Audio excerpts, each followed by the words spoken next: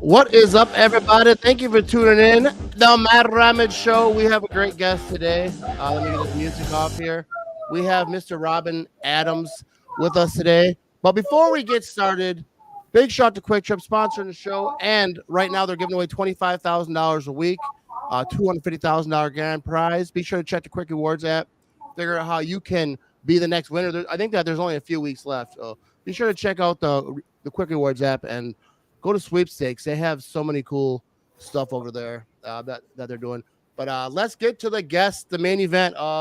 Let everyone know who you are. I actually had it on my phone, but I didn't bring it up. But you are co-owner. You have a couple different podcasts that you're part of. Let everyone know who you are, who don't know. Yeah, I am Robin Adams, the co-owner of Wisconsin Sports Heroics and Gridiron Heroics and Hardwood Heroics. Just started out, so if you're a basketball fan, you can check out Hardwood Heroics for some basketball coverage. Gridiron Heroics is college football and NFL coverage. And then Wisconsin Sports Heroics, of course, is Packers, Brewers, Bucks, Badgers, Marquette, maybe a little bit of high school thrown in there too. So we got Wisconsin Sports Heroics, which is my baby. And then I have two podcasts. I do a Brewers podcast called The Brew Fathers and a Packers podcast, Go Dads Go, which I host with Brian Maffey. We've been off for the off season, but we'll be starting up again very soon, hopefully, because there's just so much going on. Dude, you are a busy dude. That is a lot of stuff that you do, and you cover everything. So your brain is just full of sports knowledge. Yeah, it is. Yeah, I hang on to sports knowledge a lot better than I should probably, and not as well as, and I don't really hang on to probably things I should hang on to. Like, I don't hang on to anything. My memory is dunzo. But Iowa Joe says, "Oh sure, when Robin comes on my show, he's laying in bed, but Ramage gets him. He's an actual recording location." Well, you know what, Joe? You scheduled your show during my son's bedtime, so yeah, you know what I mean. That's what you're gonna get. All right, so let's talk about some Packers stuff. Actually, before we talk about the Packers stuff, big shout to Nick Law, also a big sponsor of mine. They do all types of cool stuff, especially in the summer around the community. They are at like every fairground. If there's a fair, Nick Law is sponsoring stuff, and they sponsor a lot of social media content creators. So showing love and Nick Law. And if you ever get hurt in an accident and you need some help, NickLayLaw.com, check them out. All right, so let's talk about some Green Bay Packers. The story right now: Jordan Love not practicing. And then there was a report that it could go weeks. Because at first, a week or whatever, it's like, all right, to me, it doesn't really matter. Not that it doesn't matter, but it's doable. It's not the worst thing in the world. But if it drags on longer than that, I think it does. It's not good for the team. But what are your thoughts on all this? Jordan Love is going to be a Green Bay Packer for a really long time. Like, there are a couple of things that I've heard and read and written about here and there over the last few days.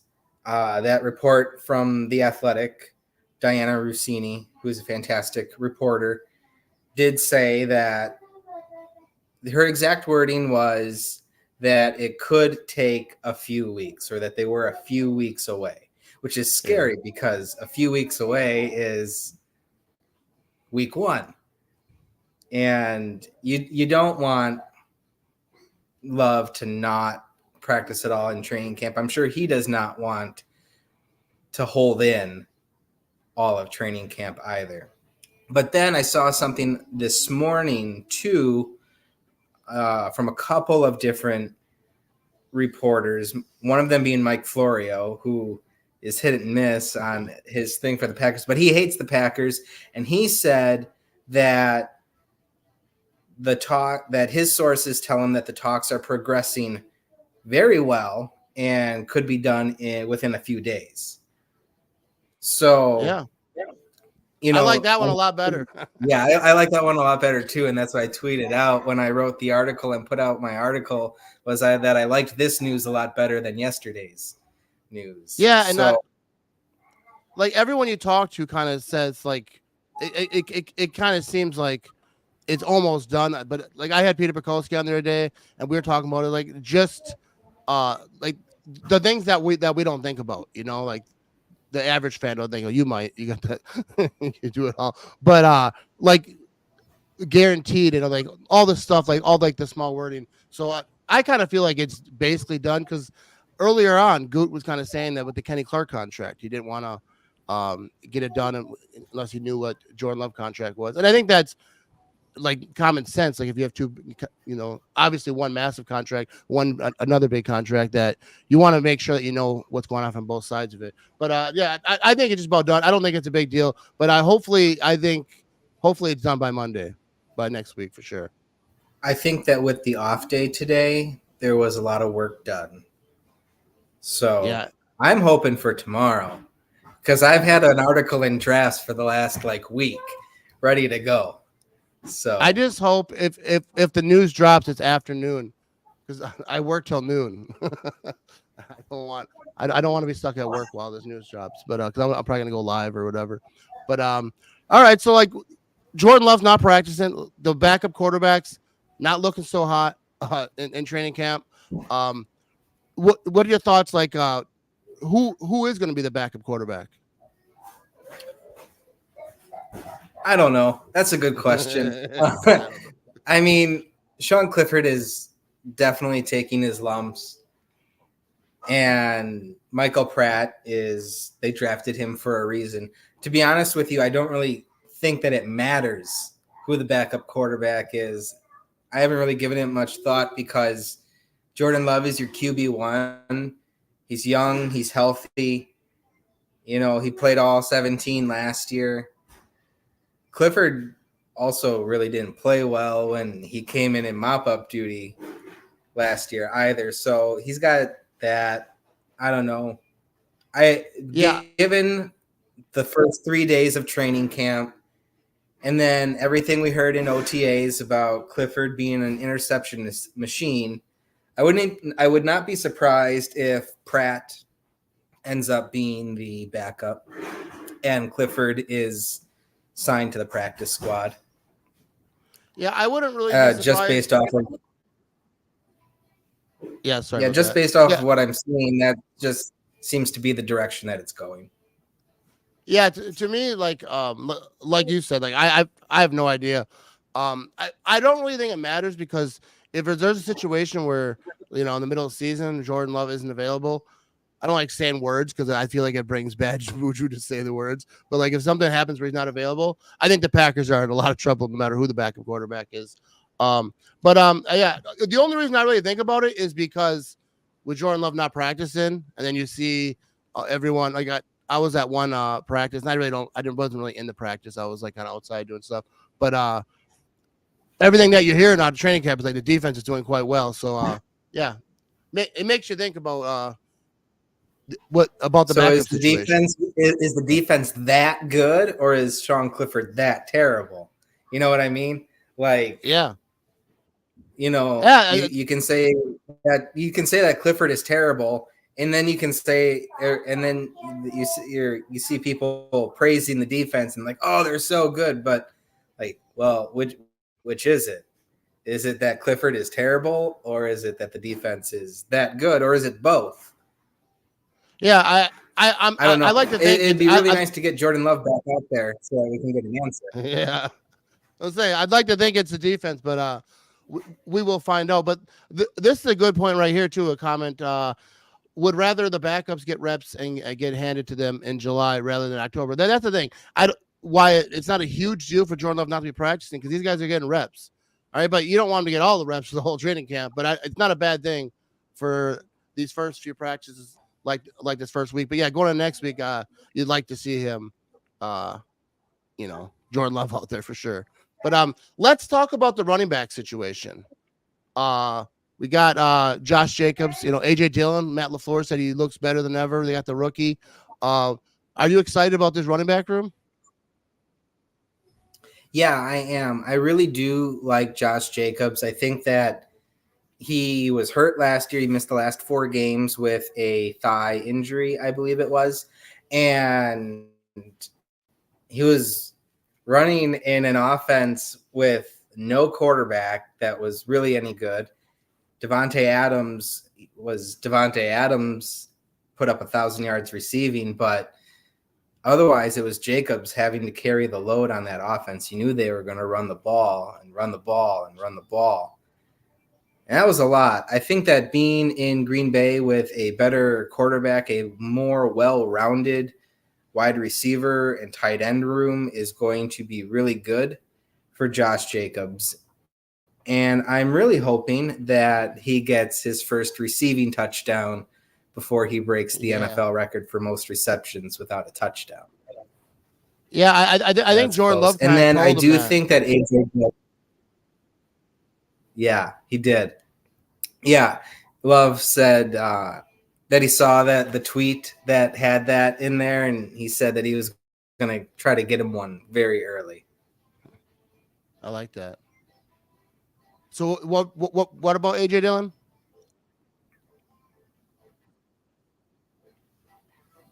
Can you hear me? I think that AJ Dillon is going to be RB2 again. Yeah, how do you think that because Matt LaFleur talked about him coming in looking good. I think there's a delay here. Yes, I did see that. Yeah, it's a little bit. So sorry for people watching. But yeah, I think that he's going to be RB2 again. LaFleur said that he looked like the best he's ever seen him. And we've seen what he can be, and it's pretty good. He's a better blocker than people give him credit for. He's hungry. He chose to stay on a very low salary, even though he had bigger offers to go elsewhere. And he wants to stay. He wants to stay longer than just this year. And you can tell that he put in the work this offseason to have what will hopefully be a good season for him to stick around. But it's always going to be interesting with Marshawn Lloyd being drafted on what the future will hold. But for 2024, I do think that Dillon is going to lock in RB2 again. And I think the Lloyd injury kind of cements that. Yeah, I'm a huge fan of AJ Dillon. I know he loves being in Green Bay. He loves Door County. He represents Wisconsin well. He has his youth football camp here. But yeah, and he put in the work. It seems like so. We'll see what it is. But I'm always rooting for Mr. AJ Dillon. So keeping them moving on the offense, wide receiver. Everyone was talking during the offseason about no wide receiver one and all that. But I feel like, dude, across the board, this wide receiver group, like, I think this could be like a really, really special wide receiver group. And like I said last year, like when they were all, it was first coming together, they're all going to grow together. They got this offseason. Jordan Love's working out with the young wide receivers in the offseason. That's the thing that about Jordan Love not practicing. He was working out with the receivers in the offseason. He was at OTAs, like he was doing all the things. But I'm excited about this wide receiver room. What do you think? Like, you can even throw the tight ends in there too. How good can his passing game be for the Packers?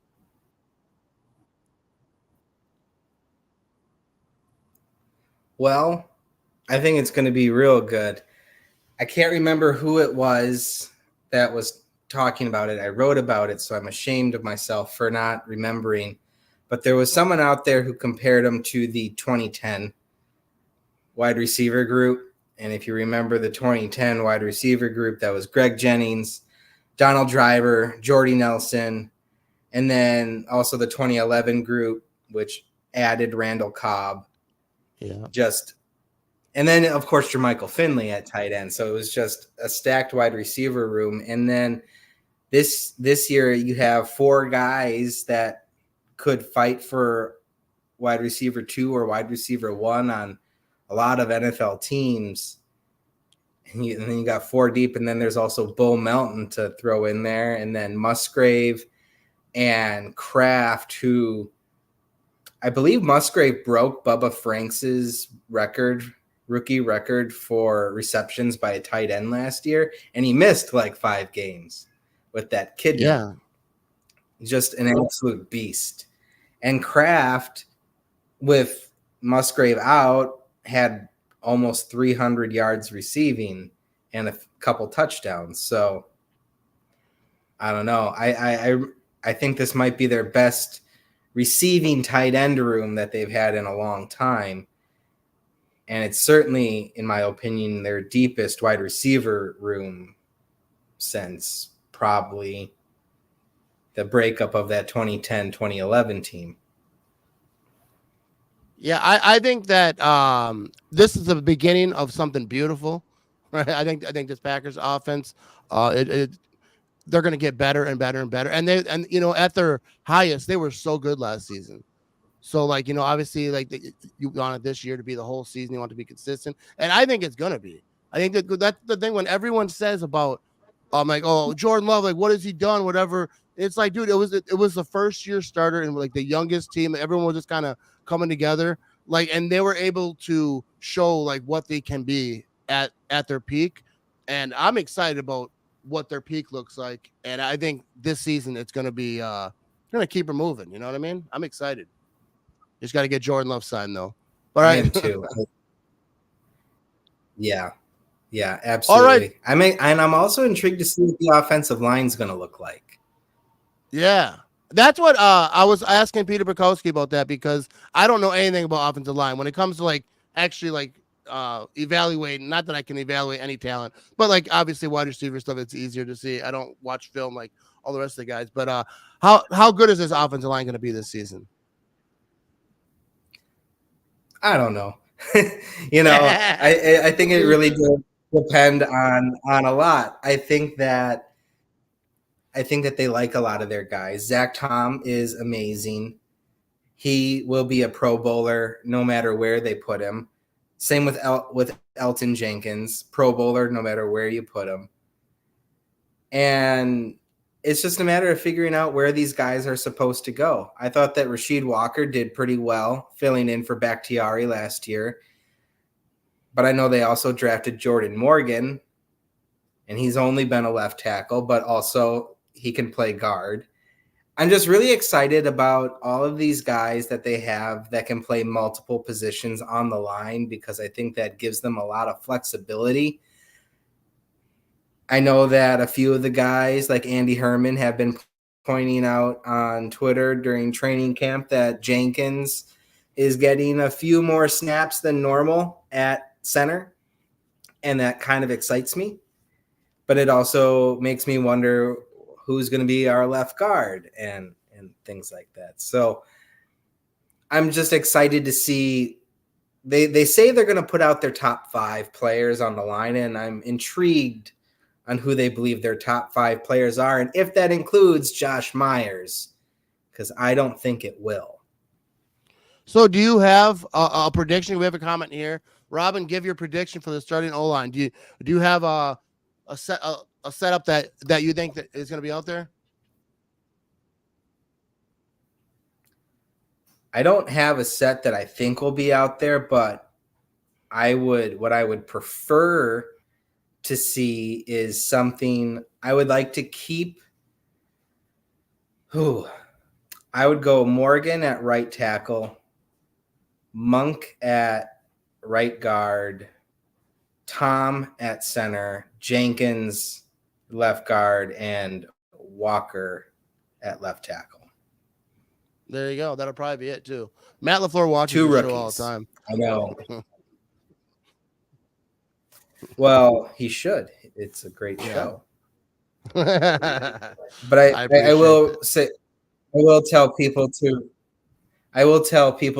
remember that there was a report earlier. I can't remember who wrote it. It was months ago, but about Zach Tom, where it said that the Packers believe he can be a Hall of Fame center. And so I just kind of feel like if you feel he's going to be a Hall of Fame center, then play him at center. Yeah, I know, right? That is like the most easiest thing right there. Let's throw his comment. Iowa Joe says, Rasheed Jenkins, Myers, Morgan, Tom is most likely going to be week 1 line. There you go. That's why I would never ever consider making a prediction for the offensive line. I would never, because I have no idea. I mean, I have an idea, but not really. Not like you good folks, the smart folks of Twitter. But so let's keep her moving over here to the defensive side of the ball. Dude, one thing I'll say about training camp, because like when I go to training camp, I don't like go inside the fence and like watch the whole practice or whatever. I usually go. There's a fence like where people can sit and bleachers, but there's also a fence where you can just stand. And if you stand on that side, the defense practice is right over there. And like a lot of it's just warming up, and a lot of it's just, but you get to see like so close, and like hear what they're saying, like what they're doing. And this defense looks jacked up. The defense looks like they're having fun. I mean, every year in training camp, everyone's kind of having fun. But like if you listen to interviews, like Jair, like everyone just seems like they're locked in. I forget what player said it, but he said he wants his team to be known for the defense, not for the offense. So saying that they want this defense to be an elite defense. They got Stokes. Yeah, Eric Stokes. They believe they got the defensive coordinator. They got the scheme. How good is this defense going to be? Probably the best of all time. That's what me and Peter Bukowski decided. But what do you think? Man, I haven't been this excited about a Packers defense since probably 2009.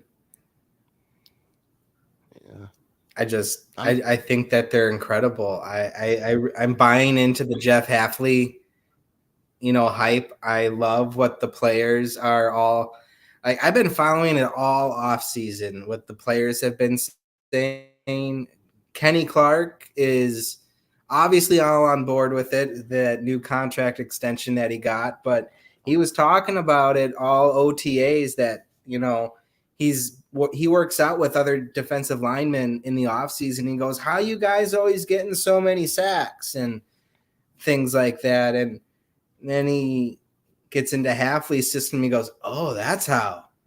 That's cool. I'm excited about this. Rashawn Gary loves it. Jair Alexander's all over it. Eric Stokes is excited about it. Xavier McKinney loves it. I'm buying the half hype. I think it's going to be exciting. And then I also think that the safety room is going to be very fun to watch with McKinney and the young guys that they drafted. I'm interested to see who gets the second starting job between Bullard and Smith. And then Stokes is having himself a great early camp, it sounds like. I really hope that he's back to form his rookie year form. He was really, really good. They declined his fifth-year option because of the injury history. I hope he goes out and proves that he proves them wrong and puts up a really good year. And I think that if he comes out and earns the starting job and is having a good season, they'll probably extend him before the year is over. If that is allowed, I don't know. I hope it is, but I do think that Stokes is going to end up being your CB2. Yeah, I think that the secondary cornerback situation is going to be really interesting because like we know like they're going to get pressure on the quarterback. They're just going to. I think Rashawn Gary is going to have a monster season. I think Rashawn Gary could possibly have one of the like top seasons of all time.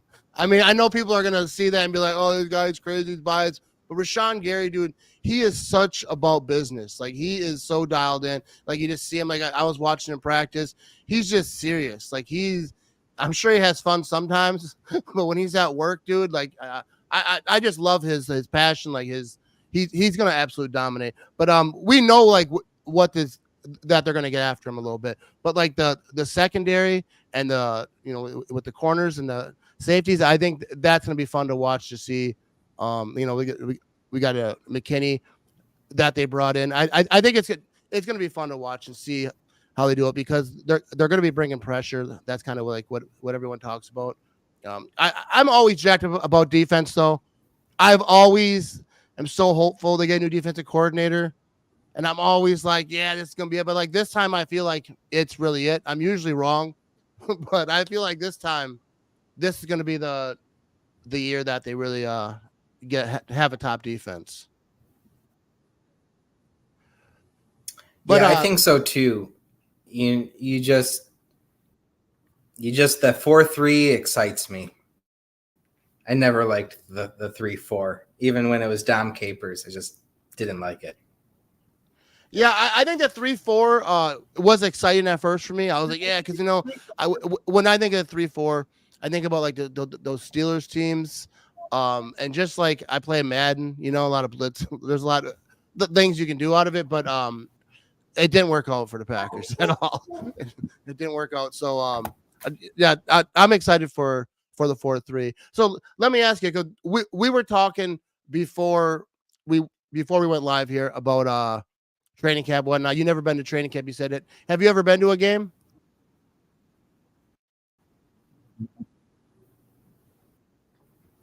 Oh yeah, yes, I have. Actually, it's funny. I up until a couple of years ago, I'd only been to one game ever, and it was Brett Favre Packers versus the Chiefs in Lambeau. We lost. It was like 45-38. But a couple of years ago, we brought my son up for his first Packers game, and I think he fell in love with it. And we've been back a few times. I do the last couple of years. I've done a podcast during the season with Gilbert Brown, and Gilbert really enjoys my son. So even if we're not going to a game at Lambeau, we'll be up at Stadium View for Gilbert Brown's tailgate party because my son likes to go and hang out with him and stuff like that. So one time last year we did that. We went up to do that around Christmas time. It was the weekend of the Buccaneers game. And we got back to our Airbnb because I can stay in those, Iowa Joe. And my son goes, Packer game? I didn't have tickets. And at the time, the Packers did not really have a winning record. So I checked Ticketmaster, and they were $50 a piece. So we ended up going. And it was a good time. I'm glad that my son really likes it. Yeah, it is awesome. Like when you have young kids and they like the team that you like. I mean, and we kind of like brainwash them a little bit into liking our team. But yeah, but Gilbert Brown's the man. I used to work at a car wash, and he used to come in there back when he was playing, and he was always the nicest dude. But yeah, absolute legend. Yeah, he's a very nice man. Very nice. All right, so everyone can find you on the Twitter, and Wisconsin Heroics, and let everyone know again, like where they can find you and check out your content. Yeah, Wisconsin Sports Heroics. So you write and do podcasts. So you're like doing it all.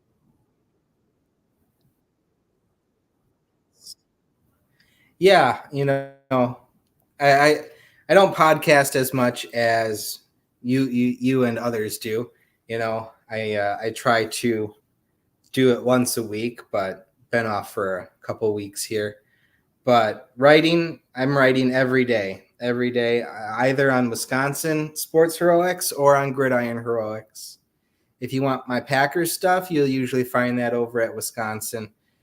But over at Gridiron, I really enjoy talking about the Cowboys, the Jets, because of Aaron Rodgers. 49ers, really any of the biggest stories that are coming, I'm usually tapped in on those over there. If I'm ever talking about those teams, I'm talking trash. But yeah, I forgot what I was going to say right there. But yeah, I appreciate you coming on. Yeah. Oh yeah, that's what I was going to say, because writing is like so much like a skill. Like a podcast, like you hit record, just talk. Like you're all right. Like it might not be great, but like you're just talking. But writing, you have to learn how to spell right. It's a whole thing. No, but I always admire people who write, like, because that takes time, that takes effort. I was asked, I remember a long time ago by someone that be like to help write, like for their page or whatever. I was like, dude, you don't want me writing.